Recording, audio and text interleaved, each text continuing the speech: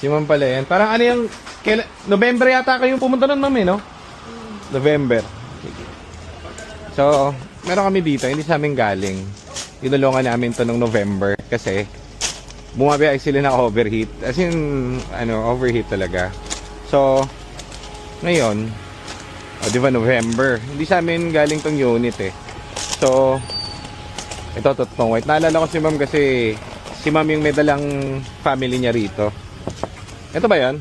Maganda pa rin ang temp. So, ano to, dinala niya ng November dito. Sobrang overheat, no? Muusok na. So, balikan niyo yung vlog namin. So, hanggang ngayon buhay pa. Pagtapos namin, cooling system lang naman. Yun lang naman ginawa natin dito, no? Palit kami ng cooling system. Yung radiator na kinabit namin. 2-liner. May singaw kasi. Tapos, ano pa ba ginawa natin dito? Yun lang? Timing dad. Nagpare-timing pala to sa amin. So, oo, kasi yun yung next project natin nung nagawa yung temperature niya, no? So, ngayon, ano nangyari, guys? O, di okay na. Hindi sa amin kasi galing to. So, gamit niya. Tagal niya na. Ano na ngayon? June? Oh, tagal na, guys. November pa yung huling kita namin. So, ngayon, June. Tiwala si ma'am dito, siyempre. In-stop, gawa na agad. Saka, hindi kami kasi nanalaga ng presyo dito. So, magkano bigay mo sa alternator? 12? Oh, 12. Kagabi, tumirik siya. Kasi, namatay bigla yung kotse niya. So, tawag si ma'am dito, alternator. Problem niya is alternator. Kasi nga, walang namang refresh tong kotse niya. As is to, nabili niyang ganito to. So, isa-isa to na nagkaka-problem. Matagal naman.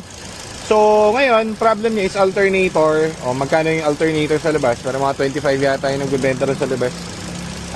12,000 lang dito. Meron pa kami extra dyan pangkabit dun sa mga kotse namin. So, palit kami ng alternator.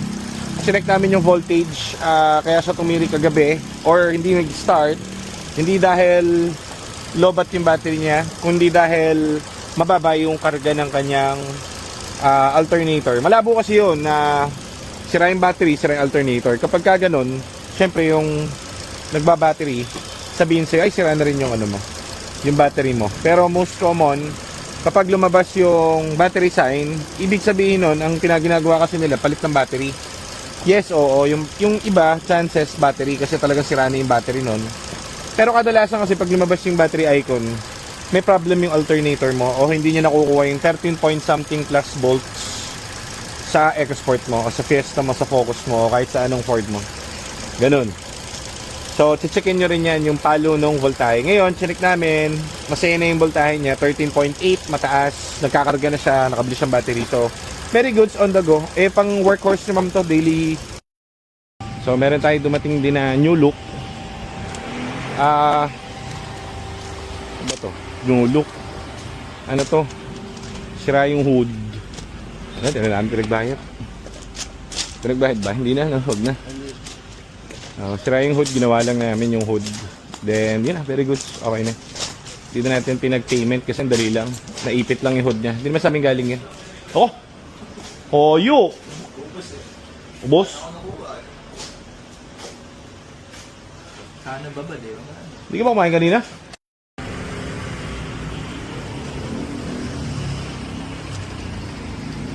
Ano eh? Inano mo yung keser? Sa timing? Explain ko doon sa bilan niya yata. Ayun ko. Tapos sabi sa akin, dinala ko ng... Ay sir, wala po ako doon sa pag-uusapan nyo. Pinapa-explain lang po nung etong nakabili sa akin kung ano dapat gawin. Kasi ito yata yung gagasin. Sabi nyo kasi, ganyan-ganyan yung presyo. Oo. Ganun po talaga yung presyo. Kayo na lang po mag-usap po. Sabi ko sa kanya. Kakabili niya lang nun. Sabi ko, wala naman akong paalam kung gagawin nyo ay kung ipapagawa nyo o hindi. Ang sa akin, yung nakita ko lang, dumating dito yan, nakapatay na yung engine, umaandar pa yung pan, sabi ko. So, meaning nun, over ito sa sakyan. Kahit sa nyo pa dinala yan, lupalo, wala na po akong magagawa doon. Kakabili lang niya pala, no? Sisigawan nung... Kaso guys, di nabili ni Sir yun. Nung nabili ni Sir yung Nyolok, nagpa-check dito. Kaso nung pina-check dito, ang problema, overheat. Kumbaga, mataas yung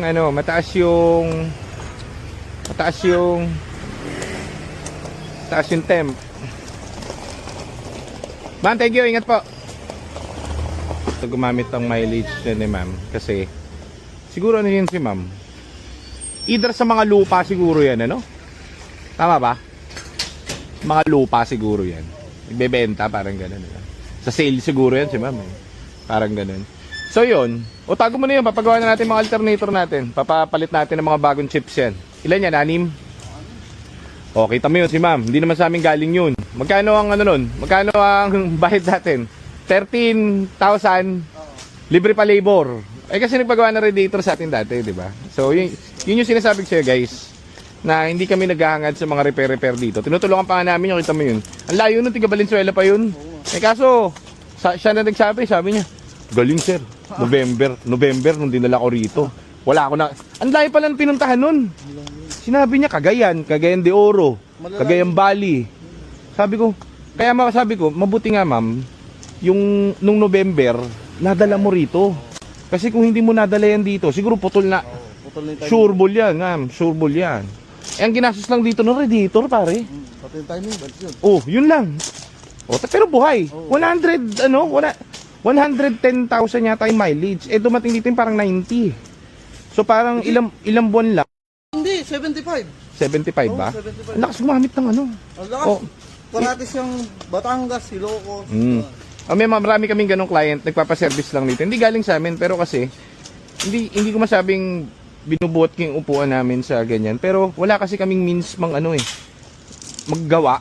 Di ba? Wala kaming means na minsan ang kita namin guys, ang patong namin sa isang pyesa, katulad alternate. Magkano yung may nakita ko sa Ford Export Group, bibenta 18,000, 25 eh. Sige namin doon, 13,000, wala pa labor eh. Kasi ano yun, masugid naming follower yun si ma'am. Ma'am, thank you salamat at kayo nagtiwala ka sa amin. Ang next project namin dyan, 2 years, magiging okay pa rin yan. Kaso nga syempre, hindi na sa atin galing. Sabi ko, ang pag-anuman niya, pag-ipunan na natin, yung clutch, pati yung shift fork. Para another 5 years, 7 years na naman yung kotse ulit. Para lang hindi mabigla. Alam naman niya eh. So, maalam yun si ma'am. Tapos, yung blow na new look, nabili niya lang. Pina-check dito. Tapos, tumawag dun sa nabilan niya, magkaaway sila. Bakit? Hindi, ako yung inaway nung pinagbilan niya. Bakit? Kasi, tinanong ako, sabi, explain mo nga bakit papalitan niya. Hindi na-explain ko, ganyan. Oh. Explain ko. Sir, kaya papalitan niya. Kasi dumating dito yung unit. Patay na yung engine, maandar pa yung fan. Meaning nun, is overheat. Dapat hindi ganun. Eh, dinala namin ang bagay, ba't kinagayan? Pwede mo naman daling Baguio yun eh, pero overheat. Oh, sabi ko, sir, hindi naman po ako yung kahit hindi nyo po gawa sa amin to, wala naman akong magagawa. Masaya pa nga kami. Oo. Nagpapacheck lang. So ngayon, yung may-ari, kunwari ito yung buyer nung kotse, tinawagan niya yung nabilan.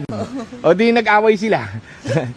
Kami guys, tumitingin lang kaming kotse kung ano yung honest opinion. Eh, pinacheck ni sir eh. Oo, pinacheck niya, pina-scan niya pa nga. O, yung pinagawa ng blue guys, wala naman kami kinalaman doon. Ang sira nun yung hood ayaw bumukas. Oo, yun lang yung concern niya. Oo. Ginawa namin, hindi ko pinagbayad. Ba't kami may problema doon sa amin? Si Raul yata yun. Ayun, tanong. Baka ano yan? Sota ni Edwin.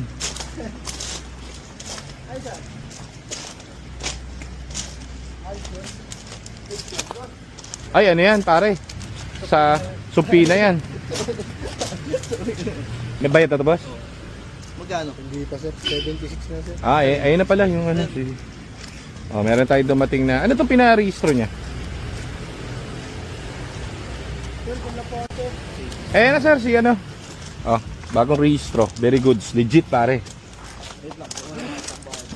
Yun lang. So mamaya, kwentuhan ulit tayo mamaya.